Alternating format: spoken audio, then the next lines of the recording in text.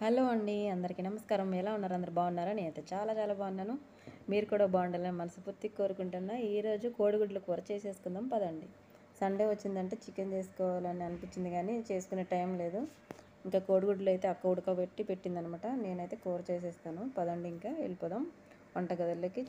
చలో. ఆ పులప కోడిగుడ్లలోకి ఆ మసాలా దిగడం, ఆ ఉల్లిపాయల టేస్టు, కారము, ఉప్పు పట్టి ఎంత బాగుందో గుడ్డు కూర మసాలా అసలు అంటే చెప్పలేము ఇంకా మాటల్లో.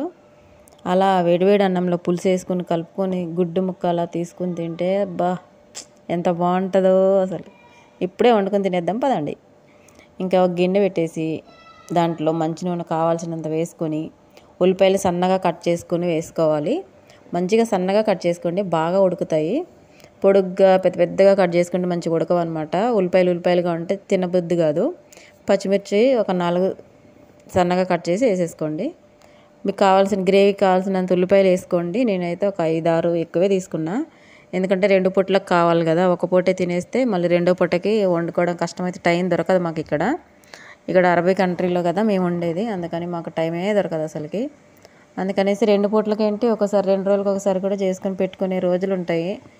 అసలు ఒక్కోసారి తినడానికే టైం ఉండదు. తినడానికి కూర్చుంటాం, పిలుస్తూనే ఉంటారు. ఒక్కోసారి చాలా కష్టంగా ఉంటుంది, ఒక్కోసారి కొంచెం పని లేకుండానే ఉంటుంది. ఇంకా కరివేపాకు కూడా వేసుకొని ఉల్లిపాయలు మగ్గిన తర్వాత బాగా వేపుకోవాలి. మంచిగా మగ్గించుకోండి, సన్న సెగ పెట్టి మగ్గించుకుంటే మంచిగా మగ్గుతాయి. హడావిడిగా చేస్తే కూర అసలు బాగా రాదనమాట. ఇంకా కొన్ని ములక్కాయలు ఉంటే అవి కూడా వేసేసి ఉల్లిపాయలతో పాటు మగ్గిచ్చేస్తున్నా. మంచిగా మగ్గితే టేస్ట్ బాగుంటుందండి. హడావిడిగా చేస్తే అసలు కూర మంచిగా రానే రాదు. హడావిడిగా చేస్తే ఒకసారి బాగా వస్తుంది కానీ ఒకసారి అయితే రాదు. ఇంకా ఇప్పుడైతే నిదానంగా సన్నగా పెట్టి వంటలు అయితే టైం తీసుకుని చేయండి, చాలా బాగా వస్తాయి. ఇంట్లో వాళ్ళు కూడా బాగా మెచ్చుకుంటారనమాట. మన వంట ఎంత బాగా చేసి పెడితే ఇంట్లో వాళ్ళు అంత బాగా మెచ్చుకుంటారు. మనం ఎంత చేసినా ఏమి ఇచ్చినా ఎవరు బాగుందని అనరు. మనం మంచిగా కడుపు నిండా వండి పెడితే చాలా బాగుందని హ్యాపీగా చెప్తారనమాట. ఇప్పుడు ఉప్పు కూడా వేసుకొని మూత పెట్టి మగ్గించుకుంటే మంచిగా మగ్గుతాయి ఉల్లిపాయ ముక్కలు. ఎప్పుడైనా గుర్తుపెట్టుకోండి. కొత్తగా వంట చేసే వాళ్ళైతే ఉప్పు వేసామంటే ఉల్లిపాయల్లో తొందరగా మగ్గిపోతాయి. ఇప్పుడు అల్లం వెల్లుల్లి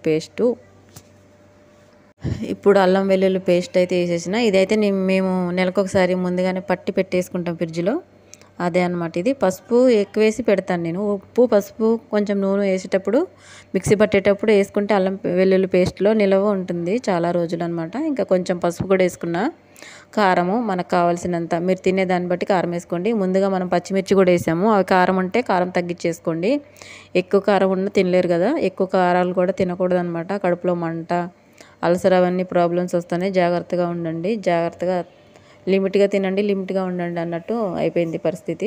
ఇప్పుడు ఒక టమాటా వేసా పెద్దది, మంచి కట్ చేసేసి పసుపు ఉప్పు కారం వేసేసాను. అల్లం వెల్లుల్లి పేస్ట్ వేసా అంతే. నేను ఇంకేం వేయలే. జీలకర్ర వేసా, ఉల్లిపాయల్లో జీలకర్ర వేసా, జీలకర్ర కరివేపాకు అంతే అనమాట. ఇప్పుడైతే మనకి కావాల్సినంత పులుపుకి చింతపండు తీసుకుని వేసుకోవాలి. పులుసు తీసి ముందుగానే పెట్టుకున్నా నేను, అది వేసేసుకుంటున్నా. ఇప్పుడు మనకి పులుపుకి తగ్గట్టు చింతపండు వేసుకున్న తర్వాత వాటర్ కూడా యాడ్ చేసుకోండి మీకు పులుసు కావాల్సినంత. ఇంకా గుడ్లు అయితే ఉడకబెట్టినవి ఇందులో కట్ చేసి వేసా. ఒక అక్క ఏమో ఇట్లా పులుసులో తినదనమాట, అందుకని ఒక 4 గుడ్లు చిన్ని ఇవి బుల్బుల్లి గుడ్లు అనమాట, అందుకని ఒక 4 వేపా నూనెలో. చాలా బాగా వచ్చాయి అవి కూడా. వెల్లుల్లిపాయలు వేసి వేపాను అనమాట, ఉప్పు కారం వేసి.